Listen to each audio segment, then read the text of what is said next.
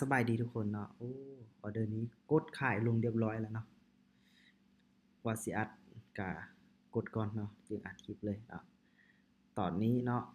กราฟ XRP เนาะกำลังงามๆเนาะโอ้บ่ว่าสิกลับตัวเนาะออเดอร์นี้เอาได้ขายลงเนาะ XRP เด้อเทรด XRP เนาะถ้าหากบ่วินนี่เนาะอืมแล้วเนาะปิดมา4โอ้โฮปิดมา4ออเดอร์ติดเนาะมาออเดอร์นี้บ่วิน งบประมาณได้$20เด้อทุกคนเนาะมาออเดอร์นี้เนาะถ้าบ่วินออเดอร์นั้นก็ออเดอร์นี้เนาะนี่มันบอกเราชัดเจนแล้วเนาะว่าตลาดนี้กำลังงามเนาะตอนนี้มา all in เลย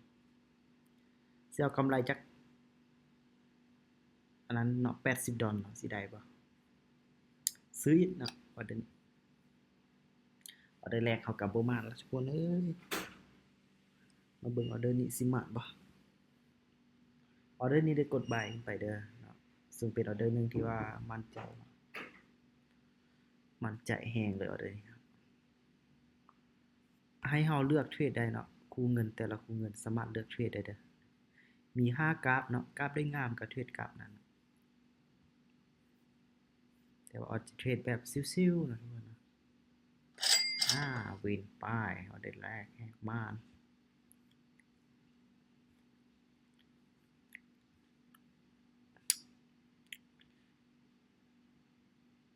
เบิ่งกราฟอื่นก่อนเด้อกราฟนี้เริ่มสิบ่คักพิเศษ XRP เบิ่งเด้อโอ้ยังงามอยู่ทุกคนมาบ่ายอีกบาทนึงเด้อจะบ่อินเนาะเพราะว่าเราต้องมีโอกาสแก้ตัวเด้เนาะมา$80เอาเดี๋ยวนี้เดือนที่3เนาะพาร์ท1วิน2โอเคนะกำไรมาแล้วทุกคนเดี๋ยวเราสิหาจังหวะเนาะเข้าไป19.6เลยเนาะโอเค19.6ทุกคนเนาะกราฟยังงามนะแต่ว่าก็เริ่มแล้วเนาะมาซื้ออีกต้องคิดหยังหลายเนาะทุกคน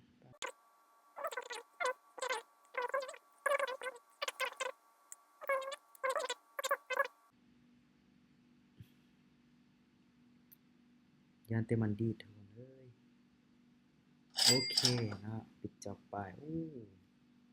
โมเมนต์หยังทุกคนตลาดกำลังงามเนาะเบิ่งเขียวคือเขียวเลย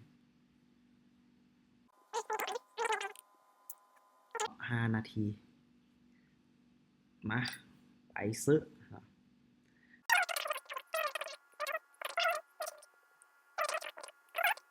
วินแล้วล่ะทุกคนโอ้ยงามโอเคปิดจอบไปเนาะโอ้ยเดี๋ยวจะไปจัก55เด้อทุกคนเด้อเนาะสิบ่ all in เนาะบ่ all แหละถ้าว่ามันพลาดนี่ถือว่าพอร์ตเราแตกเลยได้เนาะเดี๋ยวจงไว้$10เนาะ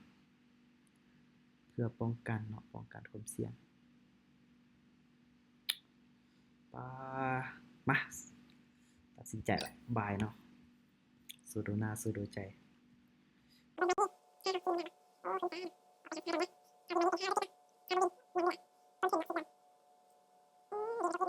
ขึ้นไปลูก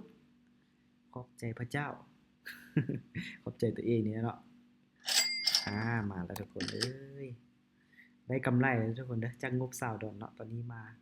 $117เนาะ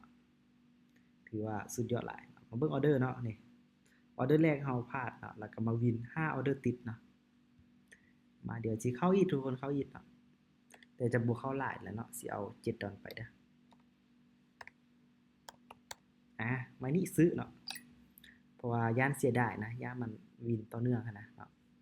คลิปนี้ก็สิยาวนิดนึงเด้อแล้วก็วินมานี่ก็6ไม่ติดเนาะเอ้าพอติดทวงขึ้นแล้วแม่ขึ้นแล้วแม่ขึ้นแล้วแม่โอเคเนาะเจ้าบ่ขึ้นไม้นี้เนาะไม้ต่อไปฮู้เรื่องทุกคนเนาะเดี๋ยวจะเซ ซึ่งเป็นไม้หนึงที่ว่ามั่นใจเลยเด้อทุกคนเด้อกำไรนี่สิเอาแต่มาสิเอากำไรแต่เท่านั้นก็พอแล้วเนาะไม้นี้ขอขายเลยเด้อเนาะสิเอากำไรแต่ถ้าบ่ได้ไม้นี้เนาะสิเอากำไรแต่$30แล้วพอนะแล้วก็จะหยุดเลยเนาะโอ้งามนี้กำลังงามๆเนาะวินมา5ไม่ติดละไม้นี้ขึ้นแล้วนะเนาะขึ้นงามๆแล้วดีดเนาะไม้นี้จังได๋ก็ลงเนาะทุกคนเนาะเพราะว่าออสได้กดขายลงเด้อไม้นี้นะเนาะ$60เนาะซึ่งเป็นจังหวะที่ว่ามั่นใจเนาะ บ่ขึ้นแหละทุกคนบ่ขึ้นละเนาะขึ้นไปก็ลงมาเพราะว่ามันมีแรงขาย100%เลยเนาะจังหวะนี้มั่นใจทุกคนมั่นใจเลยเนาะวินโอ้คลิปนี้ยาวเนาะเนาะเอาเทศมา6 7 8เนาะ8แล้วเด้อวิน6พาร์ต2เนาะวิน6พาร์ต2เด้อกราฟ XRP เนาะกำไรมาอยู่ที่140ปลายดอลเนาะถ้าเป็นเงินกีบก็ประมาณหลายล้านเติบนะทุกคนหลายล้านเติบเด้อตัวนี้แม่นเจอจังหวะที่ว่ากราฟงามเนาะกราฟงามแล้วก็ไปตามเทคนิคที่ออสเนาะได้ศึกษาเนาะโอเคทุกคนขอบใจเนาะเดี๋ยวคลิปหน้าเนาะติดตามไว้เดี๋ยวจะมาแชร์เทคนิคให้เนาะ